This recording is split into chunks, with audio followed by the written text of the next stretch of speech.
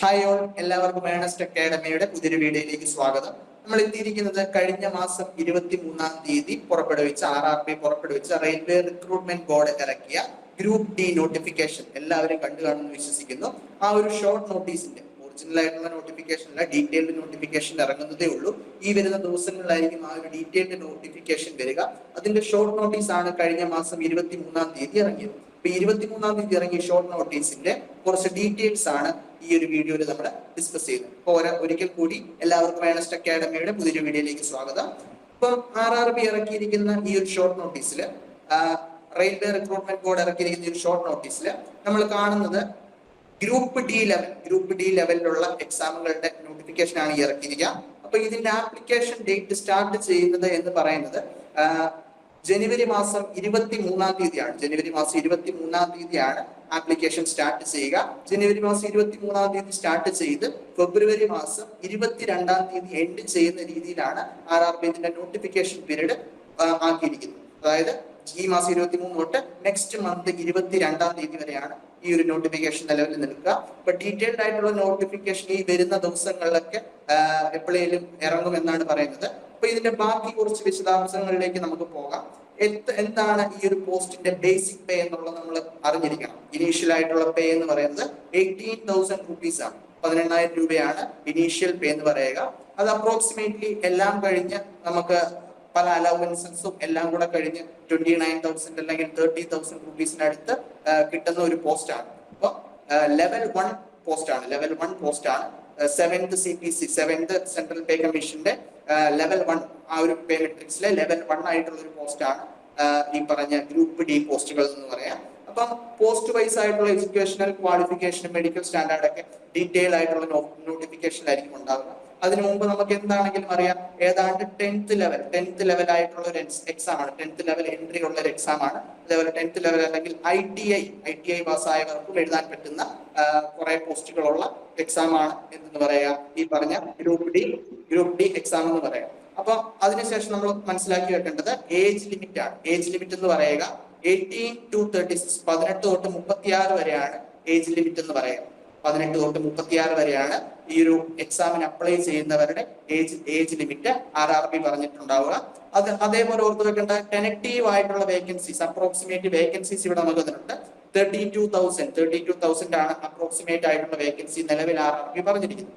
ഇത് ഈ പറഞ്ഞപ്പോൾ നമ്മൾ ഓർക്കേണ്ടത് കഴിഞ്ഞ കൊല്ലങ്ങളിൽ കഴിഞ്ഞ എക്സാമുകളിൽ ഗ്രൂപ്പ് ഡിയുടെ കഴിഞ്ഞ എക്സാമുകളിലേക്ക് അപേക്ഷിച്ച് നോക്കുമ്പോൾ വളരെ കുറച്ച് വേക്കൻസീസേ ഉള്ളൂ.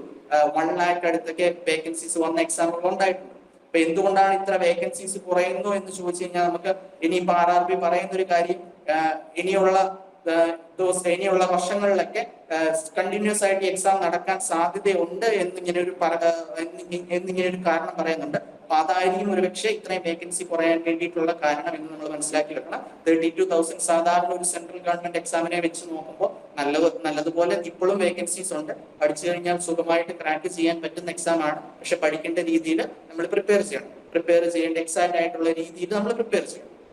ഇപ്പം നമ്മൾ ഓൾറെഡി പറഞ്ഞു ഇനീഷ്യൽ പേ 18,000 ആണ്. ഏജ് ലിമിറ്റും പറഞ്ഞു. ഏജ് ലിമിറ്റ് 18 to 36 നമ്മൾ പറഞ്ഞത് ജനറൽ കാറ്റഗറിയെ സംബന്ധിക്കുന്നതാണ്. 18 to 36 എന്നുള്ള ജനറൽ കാറ്റഗറിയുമായി ബന്ധപ്പെട്ടിട്ടുള്ളതാണ്. അതേപോലെ SC/ST വിഭാഗങ്ങൾക്കും അതേപോലെ OBC നോൺ ക്രീമി ലെയറിലുള്ള വിഭാഗത്തിനൊക്കെ കുറച്ച് ഏജ് റിലാക്സേഷൻ ഉണ്ട്.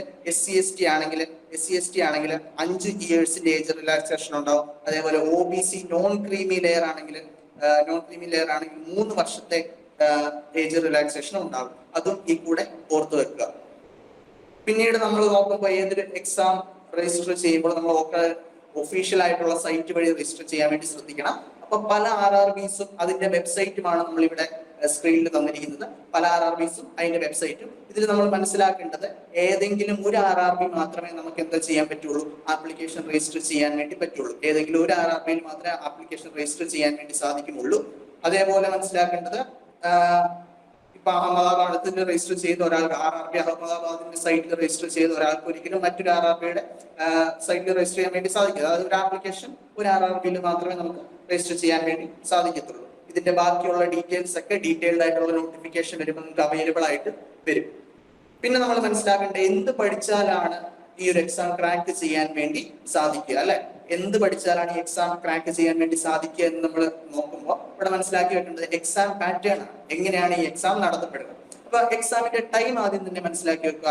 മൊത്തത്തിൽ 90 മിനിറ്റ്സ് ആണ് എക്സാം നടക്കുക. 90 മിനിറ്റ്സ് ആണ് എക്സാം നടക്കുക. അതിൽ PWD കാൻഡിഡേറ്റ്സിന് 120 മിനിറ്റ്സ് ഉണ്ടെന്ന് പറയുന്നുണ്ട്. 90 മിനിറ്റ്സ് ആണ് നോർമൽ ആയിട്ട് ജനറൽ ആയിട്ടുള്ള കാൻഡിഡേറ്റ്സിന്റെ എക്സാം ടൈം എന്ന് പറയാം. അപ്പൊ നമ്പർ ഓഫ് ക്വസ്റ്റ്യൻസ് എന്ന് പറയുന്നത് 100 ആണ്. 100 ക്വസ്റ്റ്യനും അതിൽ 100 മാർക്കുമാണ്.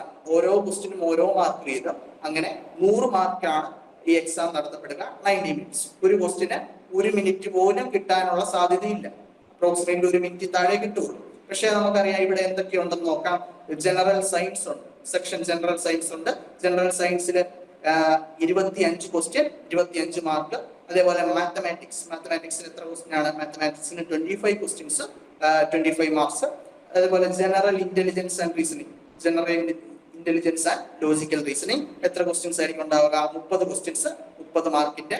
അതേപോലെ general awareness and current affairs, general awareness and current affairs 20 marks, 20 questions, 20 marks. ഈ ഒരു പാറ്റേണിലായിരിക്കും എക്സാം നടത്തപ്പെടുക. ഏത് എക്സാം ആണ്? CBT1, computer based test 1. അപ്പൊ ഇത് പറയുന്നതിന് മുമ്പ് നമ്മളൊരു കാര്യം വിട്ടുപോയി. എന്താണ് ഈ എക്സാം നടത്തപ്പെടുക? ഈ RRB ഗ്രൂപ്പ് D എക്സാം നടത്തപ്പെടുക പ്രധാനമായിട്ട് 3 ടെസ്റ്റിലാണ്. അതിൽ നിങ്ങൾക്ക് എക്സാം ആയിട്ട് നടത്തപ്പെടുന്ന എന്താണ്? CBT1, കമ്പ്യൂട്ടർ ബേസ്ഡ് ടെസ്റ്റ് 1 മാത്രമാണ്. പിന്നീട് രണ്ടാമത്തെ സ്റ്റെപ്പായിട്ട് വരിക എന്തായിരിക്കും? ഫിസിക്കൽ എഫിഷ്യൻസി ടെസ്റ്റ്, PET ആണ് രണ്ടാമത്തെ സ്റ്റെപ്പായിട്ട് വരിക. പിന്നെന്താണ്? മെഡിക്കൽ ഉണ്ടാവും, TV ഉണ്ടാവും. മൂന്നാമത്തേതായിട്ട് വരിക മെഡിക്കൽ ഉണ്ടാവും. പിന്നെന്താണ്? ഡോക്യുമെന്റ് വെരിഫിക്കേഷൻ ഉണ്ടാവും. ഇത്രയും സാധനമാണ് ഇവിടെ നടക്കുക. RRB ഗ്രൂപ്പ് ഡിയുടെ പ്രൊസീജിയർ എന്ന് പറയും. അപ്പൊ ഒന്നാമത്തെ CBT1 ക്രാക്ക് ചെയ്ത് കഴിയുമ്പോൾ തന്നെ അവിടെ എന്താണ്? പകുതി കടമ്പ കഴിഞ്ഞു. അപ്പൊ വൃത്തിയിൽ പഠിച്ചെഴുതിയെടുക്കാൻ വേണ്ടി ശ്രമിക്കുക. അപ്പൊ നമ്മൾ പറഞ്ഞു ഇവിടെ 90 മിനിറ്റ്സ് ആണുള്ള. ഇതിൽ 100 മാർക്സ് ഉള്ള 100 ക്വസ്റ്റ്യൻസ് ഉണ്ട്. ഒരു ക്വസ്റ്റ്യന് അപ്രോക്സിമേറ്റ്ലി 1 മിനിറ്റ് പോലും കിട്ടത്തില്ല എന്ന് നമ്മൾ പറഞ്ഞിരുന്നു. അപ്പം നമുക്ക് നോക്കാം. ഇവിടെ ജനറൽ സയൻസ് വരുന്നുണ്ട്, അതേപോലെ ജനറൽ അവയർനെസ്സും കറന്റ് അഫയേഴ്സും വരുന്നുണ്ട്. അപ്പൊ ഇത്തരത്തിലുള്ള സെക്ഷൻസ് ഒക്കെ എന്താണ്? പെട്ടെന്ന് ആൻസർ ചെയ്യാൻ പറ്റുന്ന സെക്ഷൻസ് ആണ്. അങ്ങനെ ആൻസർ ചെയ്ത് കഴിയുമ്പോൾ തന്നെ നമുക്ക് അവിടെ കുറെ ടൈം ലാഭിക്കാൻ വേണ്ടി സാധിക്കും. അപ്പൊ അങ്ങനെ ആ ഒരു രീതിയിൽ ഈ എക്സാം ക്രാക്ക് ചെയ്യേണ്ട രീതിയിൽ പ്രിപ്പയർ ചെയ്ത് തുടങ്ങുക. അപ്പൊ പെട്ടെന്നൊന്ന് ഇതിന്റെ സിലബസ് നോടിച്ചു നോക്കാം. സിലബസ് എന്ന് പറയുന്നത് അറിയാം, മെട്രിക്കുലേഷൻ ലെവലിലുള്ള ഒരു എക്സാം ആണ്. അങ്ങനെയാകുമ്പോൾ സ്വാഭാവികമായിട്ടും 8, 9, 10 ക്ലാസ്സിലൊക്കെ പഠിച്ചിട്ടുള്ള ടോപ്പിക്കുകളായിരിക്കും പൊതുവെ സിലബസിൽ വരിക. മാത്തമാറ്റിക്സിലാണെങ്കിൽ number system, BODMAS rule, സിംപ്ലിഫിക്കേഷന്റെ ബോർഡ് മാസ് റൂൾ, പിന്നെ decimals, LCM, HCF, ratio and proportion, percentages ടോപ്പിക്കുകളാണ് വരിക. ഇതില് നമ്പർ സിസ്റ്റം പോലുള്ള ടോപ്പിക്കുകളിൽ നിന്ന് കഴിഞ്ഞ തവണത്തെ ഗ്രൂപ്പ് D എക്സാമിന് ഭയങ്കരമായിട്ട് ക്വസ്റ്റ്യൻ വന്നിട്ടുണ്ട്. About 6 or 7 questions number system പോലുള്ള എക്സാമിൽ ചോദിച്ചിട്ടുണ്ട്. അപ്പൊ ഇവിടെ നമ്മൾ പറഞ്ഞ മാത്തമാറ്റിക്സിൽ 25 ക്വസ്റ്റ്യൻ ഉണ്ടെന്ന് പറഞ്ഞു അല്ലെ? അതിൽ നമ്പർ സിസ്റ്റത്തിൽ നിന്ന് 6 or 7 ക്വസ്റ്റ്യൻസ് വരുമ്പോൾ തന്നെ അത്രയും ഇമ്പോർട്ടന്റ് ആയിട്ടുള്ള ഒരു ടോപ്പിക്കാണ് നമ്പർ സിസ്റ്റം മനസ്സിലാക്കാം.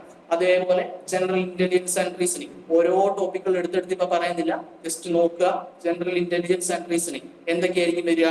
ആൽഫബറ്റിക് ആൻഡ് ന്യൂമറിക്കൽ സീരീസ് ഉണ്ട്, കോഡിംഗ്, ഡീകോഡിംഗ് ഉണ്ട്, മാത്തമാറ്റിക്കൽ ഓപ്പറേഷൻസ് ഉണ്ട്, അതേപോലെ റിലേഷൻസ്, സിലോജിസം. ഇതൊക്കെ നോർമൽ കോമ്പറ്റേറ്റീവ് എക്സാമിന് പഠിക്കുന്ന ടോപ്പിക്കുകളാണ്. ഇതേ ടോപ്പിക്കുകൾ തന്നെയാണ് ഇവിടെയും വരിക, ഈ പറഞ്ഞ RRB ഗ്രൂപ്പ് ഡിയിൽ വരിക.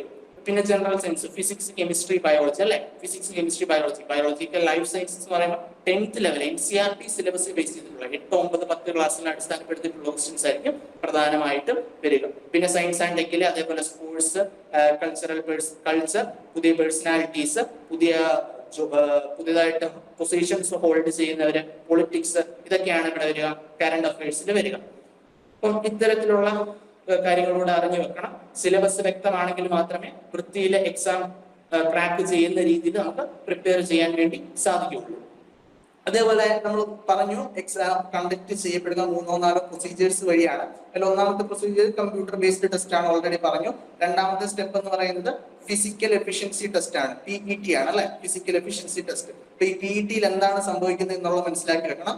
PET-യിൽ സംഭവിക്കുന്നത് എന്താന്ന് പറഞ്ഞു കഴിഞ്ഞാൽ മെയിലിന്റെ കേസിലാണെങ്കിൽ 35 kg ലിഫ്റ്റ് ചെയ്ത് അല്ലെങ്കിൽ ക്യാരി ചെയ്ത് 100 മീറ്റേഴ്സ് 2 മിനിറ്റിനുള്ളിൽ തീർക്കണം അല്ലെങ്കിൽ കവർ ചെയ്യണം എന്നുള്ളതാണ് ഒന്നാമത്തെ പ്രൊസീജിയർ, ഒന്നാമത്തെ PET ടെസ്റ്റ് എന്ന് പറയാം. രണ്ടാമത്തേത് പറയുന്നത് 1000 മീറ്റേഴ്സ് 4 minutes 15 seconds കവർ ചെയ്യണം.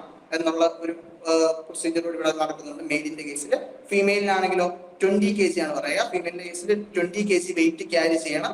എത്ര മീറ്റേഴ്സ്? 100 മീറ്റേഴ്സിന് 20 kg വെയിറ്റ് ക്യാരി ചെയ്ത് 2 മിനിറ്റിനുള്ളിൽ ക്യാരി ചെയ്യണം എന്നുള്ളതാണ് ഒന്നാമത്തെ ടെസ്റ്റ്. രണ്ടാമത്തെ ടെസ്റ്റ് എന്ന് പറയുന്നത് 1000 മീറ്റേഴ്സ് 5 മിനിറ്റ് 40 സെക്കൻഡ് 5 minutes 40 സെക്കൻഡിനുള്ളിൽ കവർ ചെയ്യുക എന്നുള്ളതാണ് രണ്ടാമത്തെ ഫീമെയിലിന്റെ കേസിലുള്ള ടെസ്റ്റ് എന്ന് പറയുക. അപ്പൊ ഇത്രയും കാര്യം ഓർത്ത് വെക്കുക. എല്ലാവർക്കും നല്ല എക്സാം എഴുതാൻ പറ്റുന്ന രീതിയിൽ പ്രിപ്പയർ ചെയ്യുക. അപ്പോൾ താങ്ക് യു.